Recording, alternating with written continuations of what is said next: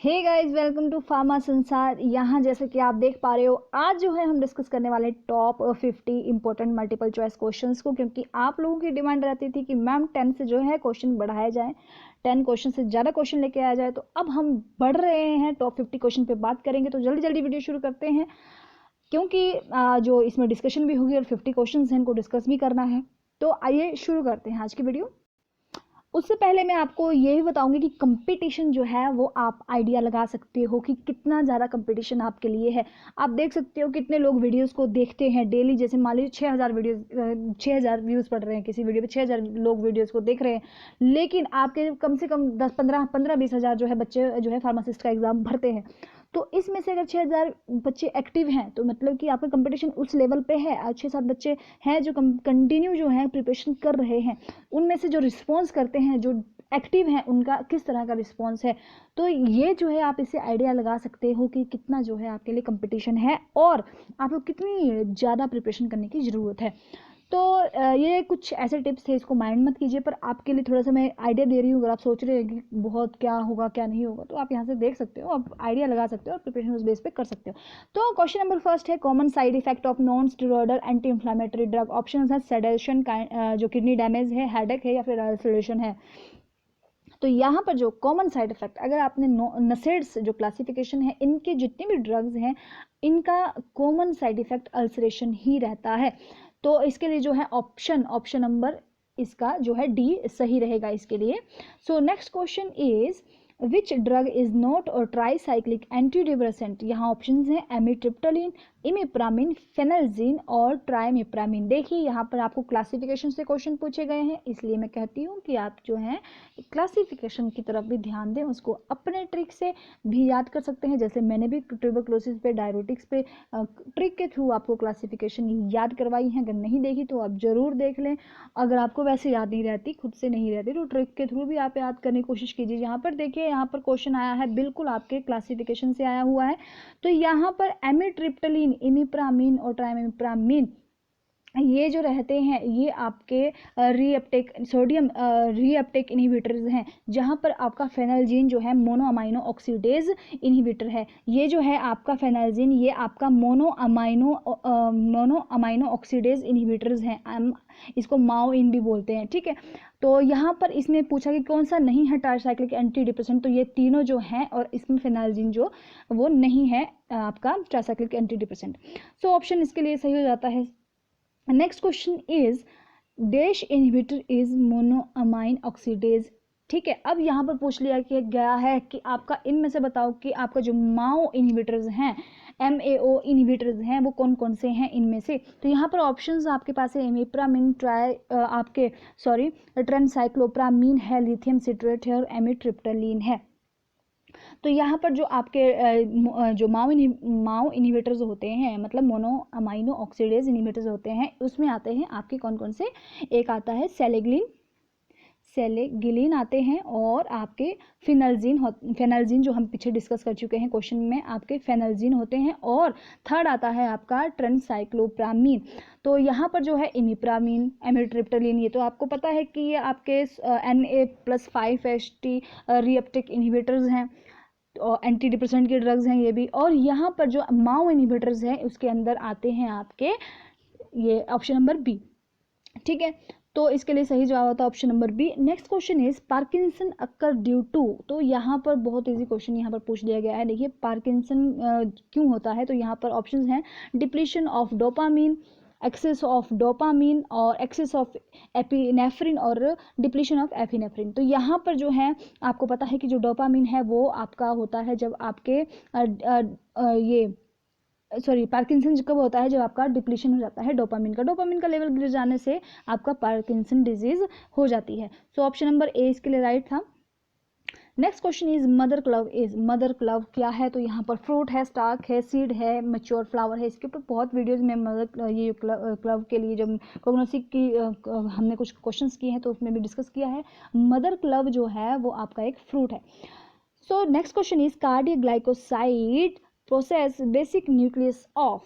तो जो आपको यहाँ पर बताना है इसमें ट्रोपेन, टर्पीन, क्विनोलोन और साइक्लोपेंटेनोफिनेंथ्रीन। देखिए जो कार्डियक ग्लाइकोसाइड है वो आपके C23 और C24 स्टेरॉइड्स होते हैं, जिनमें बेसिक न्यूक्लियस होता है आपका साइक्लोपेंटेनो पर हाइड्रोफिनेंथ्रीन होता है, जो कि आपके कहाँ पर लगा होता है, ये लगा होता है C17 पोजीशन के ऊपर लगा होता है। ठीक है, so next question is option number D इसके लिए राइट हो गया था। So colchicine is commonly known as, जो कोलचिसिन है इसको कोलकाइसिन भी बोलते हैं, कोलकाइसिन भी बोलते हैं। मैं इसको कोलचिसिन पढ़ती हूँ, कोलकाइसिन इसको पढ़ा जाता है, कोलकाइसिन। तो यहाँ पर कहते ये इसको क्या बोला जाता है, कॉमनली इसको क्या बोला जाता है, तो इसको बोला जाता है आपका ये ऑटोमन क्रोकस, ऑटोमन क्रोकस इसको बोला जाता है। जो कोलकाइसिन देती हूँ, कोलकाइसिन जो होता है वो उसका यूज़ जो होता है ये गाउट में इस्तेमाल किया जाता है इन्फ्लामेशन के लिए। ठीक है, बहुत सारे जो बॉडी जॉइंट्स होते हैं उनकी इन्फ्लामेशन हो जाती है, तो उसको उसके लिए इस्तेमाल किया जाता है। कोलेस्ट्रॉल में भी इस्तेमाल किया जाता है, कोलेस्ट्रॉल को कम करने के लिए, और जो आपका बॉडी वेट है उसको लूज़ करने के लिए भी इस्तेमाल किया जाता है कोलकाइसिन। तो इसको जो है और बोला जाता है ऑटोमन क्रोकस भी बोला जाता है। इसका ऑप्शन नंबर सी इसका right answer. Next question is natural fibre give test for sulphur is, इनमें से बताना है आपको, इनमें से कौन सा है जो टेस्ट फॉर सल्फर देता है। तो देखिए ये जो आपका ऑप्शंस हैं वूल, कॉटन, सिल्क और जूट। तो जो वूल फाइबर होता है ये आपके जो शिप होती है, भेड़ होती है, उसके बाल होते हैं, जो कि इसमें क्या होता है, ये बना होता है, जो इनके बाल बने होते हैं वो प्रोटीन से बने होते हैं, जैसे मतलब केराटिन से बने होते हैं। इनमें जो है कार्बन होता है, नाइट्रोजन होता है, और सिर्फ एक ऐसा एनिमल है जिसके पास इसके जो बालों में है, इसके फाइबर्स में है, सल्फर प्रेजेंट होता है। तो यहाँ पर ऑप्शन है वूल। ये भी पूछा जा सकता है कि ये किसके हेयर्स में होता है, ये आपका जो सल्फर है किसके हेयर्स में प्रेजेंट होता है, तो ये भी पूछा जा सकता है। तो वो होता है आपके शिप के। ठीक है, शिप के जो हेयर्स होते हैं उसमें एक सल्फर होता है, एक ऐसा एनिमल है जिसके हेयर्स में सल्फर प्रेजेंट होता है। तो यहाँ पर जो है वूल इसके लिए सही आंसर हो जाता है, option number A, natural fibre give test for sulphur is wool. ठीक है, next question is which leaf is to be dried at 60 degrees Celsius immediately after collection। तो ये तो आप बिल्कुल जो है आंसर एकदम से दे दोगे कि डिजिटलिस लीव्स। ठीक है, इनको 60 डिग्री सेल्सियस पे इमीडिएटली कलेक्शन के बाद जो है इसको ड्राई किया जाता है 60-70 डिग्री सेल्सियस पे। सो नेक्स्ट क्वेश्चन इज, इसके लिए आंसर ए राइट हो गया है। नेक्स्ट क्वेश्चन आपके सामने है, dash is a carbohydrate containing drug obtain from marine source. तो यहाँ पर हनी, अकेशिया, इसबगोला, ये सारी चीज़ें आपके सामने हैं। तो आपका जो मरीन है आपको साफ साफ दिखाई दे रहा है कि जो अगार है वो अगार मीडियम जो है आपको वो कहाँ से मिलता है, मरीन से। तो ऑप्शन नंबर इसके लिए ए सही हो जाएगा। ठीक है, so next question is dihydrofolate reductase is inhibit by. तो डाईहाइड्रोरिडक्टस इनमें से किसके द्वारा इनहिबिट किया जाता है। ऑप्शंस हैं आपके पास, ट्राइमेथोप्रीन, पीरीमेथामाइन और मेथोट्रेक्सेट, और या फिर ये सभी। ठीक है, तो इसका जो है ऑप्शन, इसका जो सही जवाब है वो है ऑप्शन डी, सभी इसमें से। जो प्राइमेथियामीन है और ट्राइमेथोप्रीन है ये क्या है, डाईहाइड्रोफोलेट रिडक्टस है, क्योंकि इनके जो है ये जो सारे हैं, ये जो आपका डाईहाइड्रोफोलेट जो बॉन्ड होता है उसको जो है ब्रेक करते हैं ये सारे। तो इसका ऑप्शन नंबर डी जो है इसके लिए सही जवाब रहेगा, क्योंकि इनहिबिट करते हैं। Next question is, benzoin is used as an adulterant of. तो ये किसके लिए इस्तेमाल किया जाता है, किस इनमें से किसके लिए किसके प्लेस पे इस्तेमाल किया जाता है, मतलब ये किसके लिए एडल्ट्रेंट है। ऑप्शंस हैं मरीह, कोलोफोनी, एसोफोटिडा और ये सभी। देखिए जो बेंजोइन है वो रेजिन है। ठीक है, परफ्यूम में धूप वगैरह बनाने में इस्तेमाल किया जाता है। तो कोलोफोनी जो है इसके लिए दूसरा नाम है कोलोफोनी। कोलोफोनी भी एक तरह का क्या है, रेजिन होता है। ठीक है, पाइन ट्रीज वगैरह से, प्लांट वगैरह से मिलता है हमारे को। तो बेंजोइन जो है ये आपका कोलोफोनी के लिए इस्तेमाल भी किया जाता है एज एन एडल्ट्रेंट।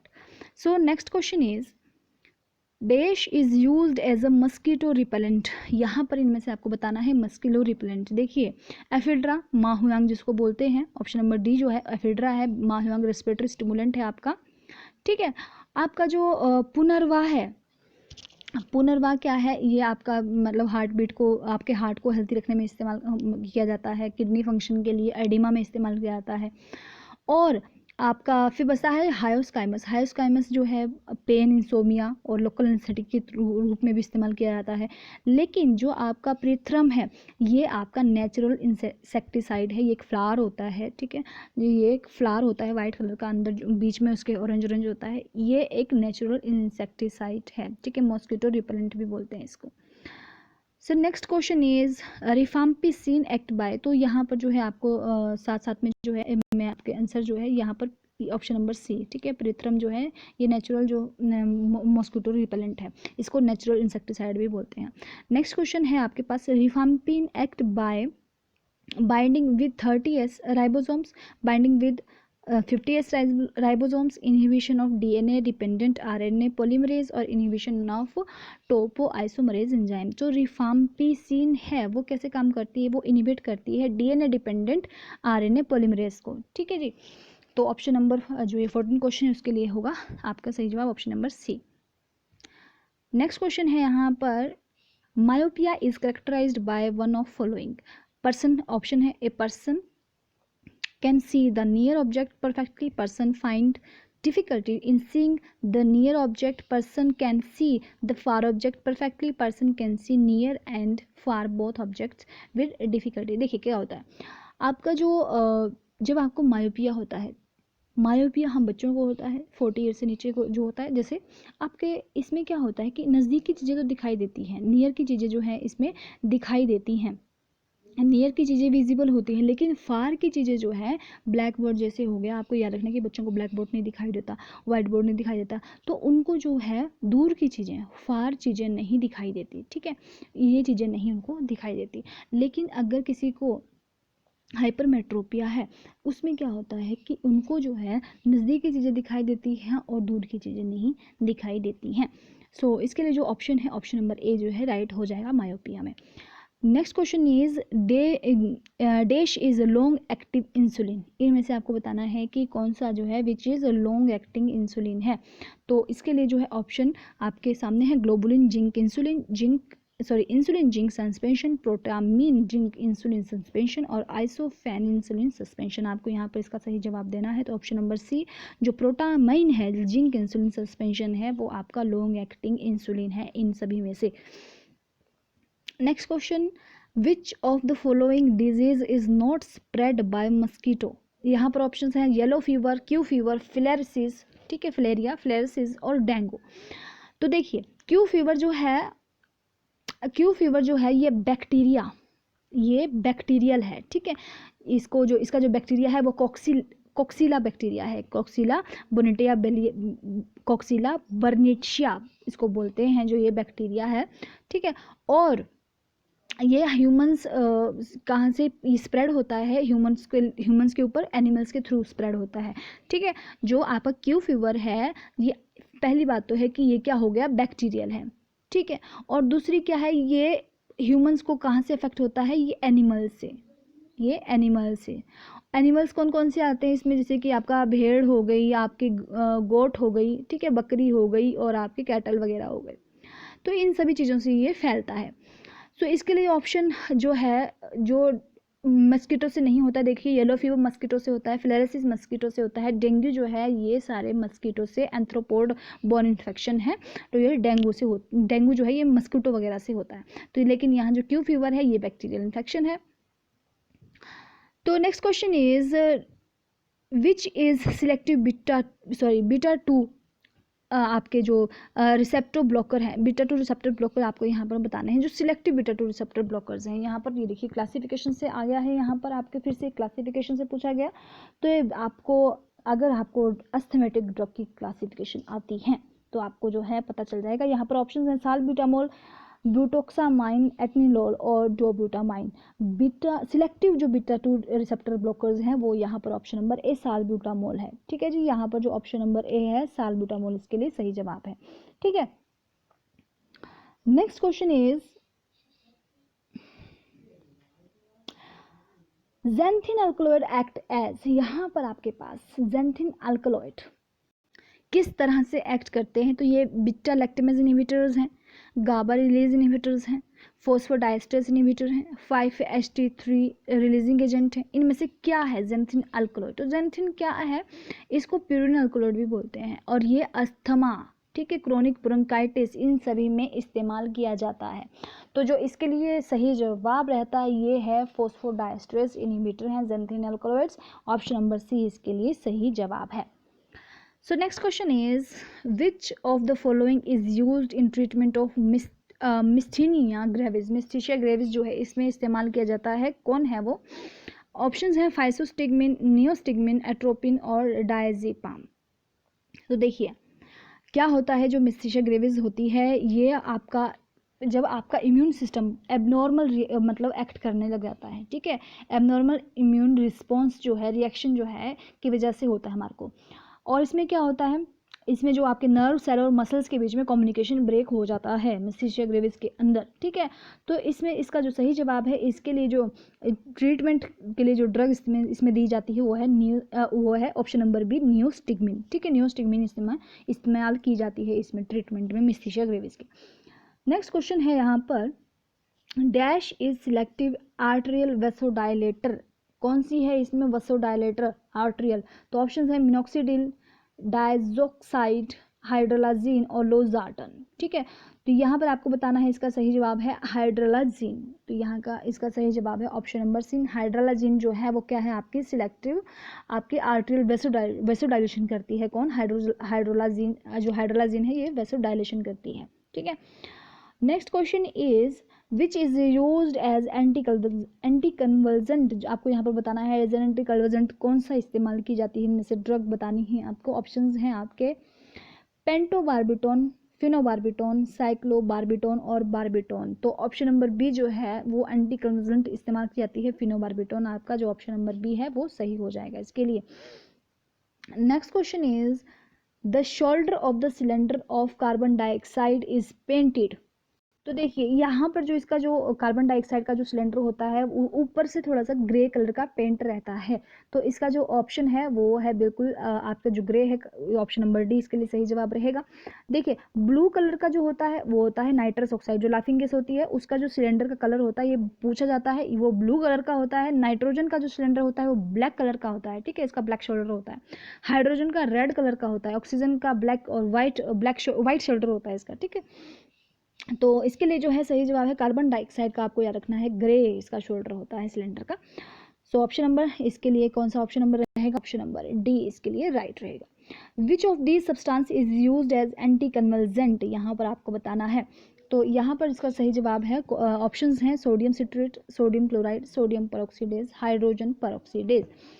तो जो आपका एंटी कन्वर्जेंट इसमें इस्तेमाल किया जाता है वो है आपका sodium citrate. Option number 1 is right, ठीक है।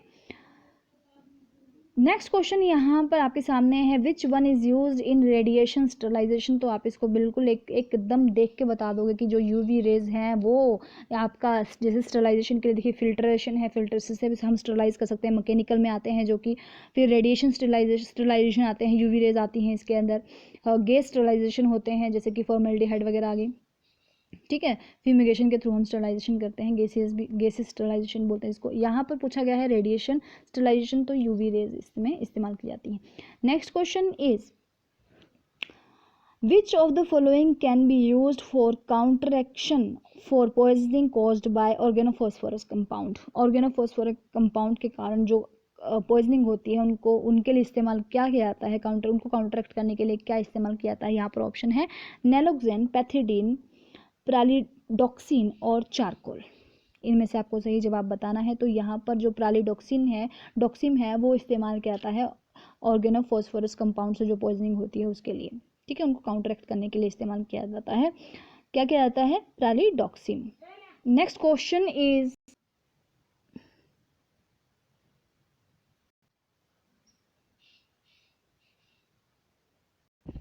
सो यहाँ पर जो है क्वेश्चन नंबर आपके पास 27, which I have to repeat, which one of the following is a genetically determined adverse drug reaction?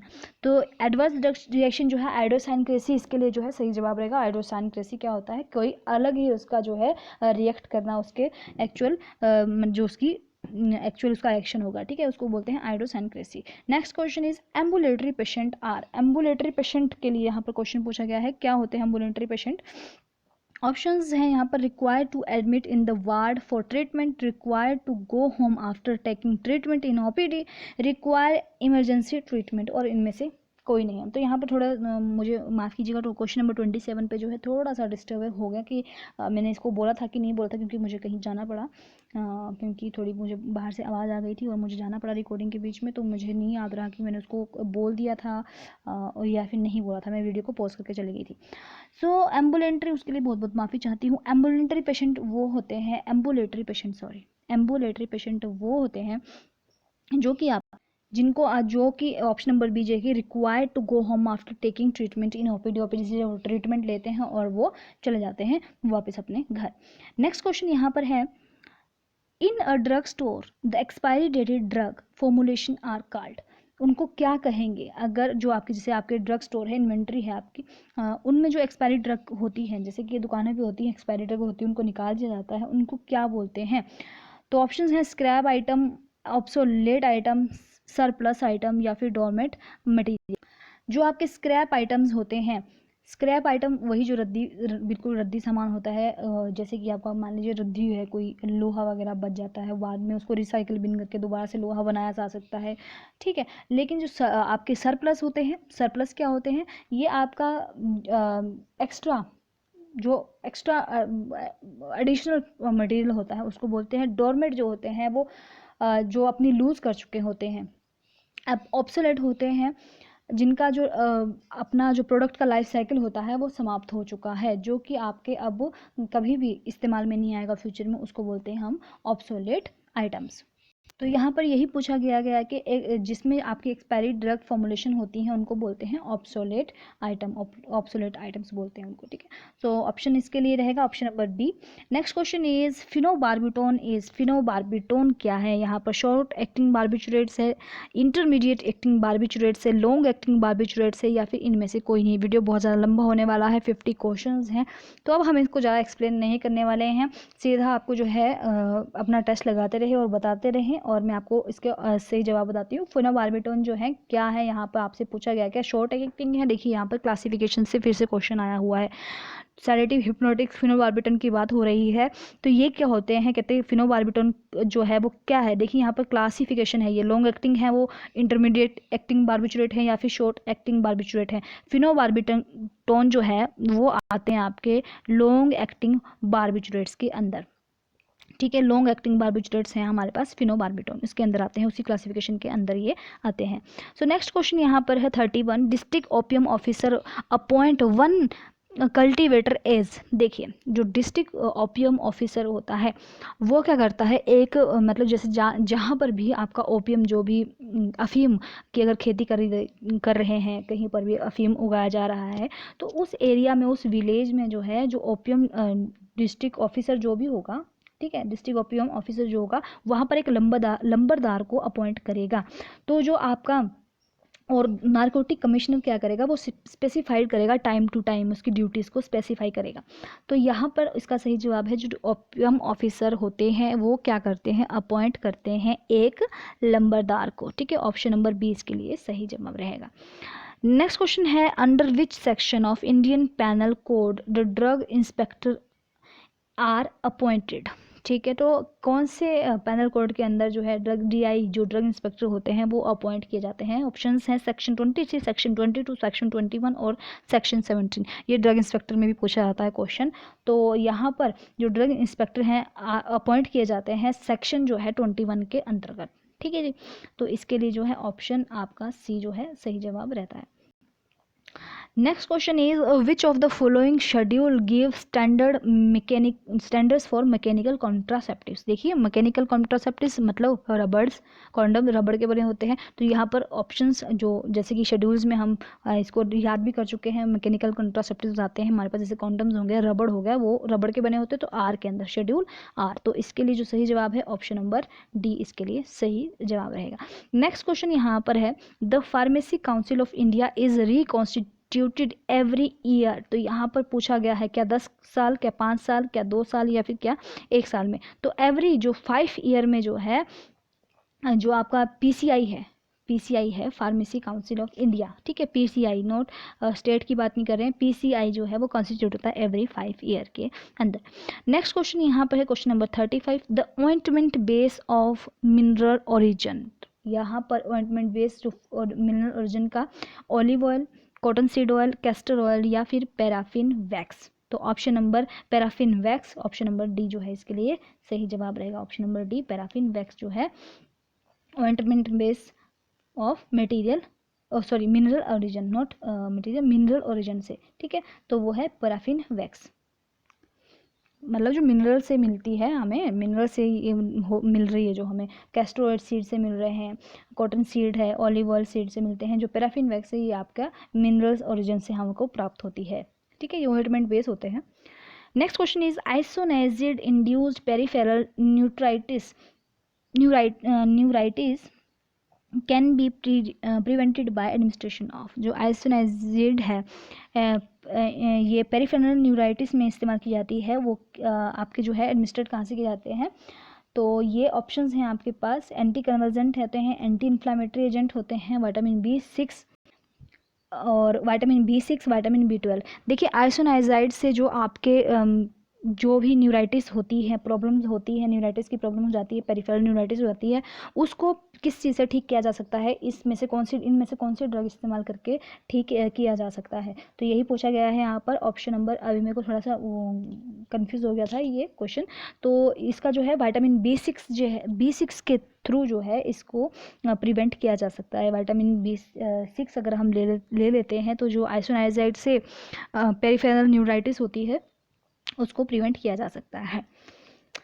Next question is which of the following bone have no marrow cavity. तो इसमें आपको options हैं scapula, clavicle, ulna और इनमें से कोई नहीं। तो जो आपका स्कैपुला होता है इसके पास कोई जो है मैरो कैविटीज़ नहीं होती है। तो इसका जो सही जवाब है ऑप्शन नंबर ए स्कैपुला, ठीक है, इसके लिए जो सही जवाब है ऑप्शन नंबर ए स्कैपुला।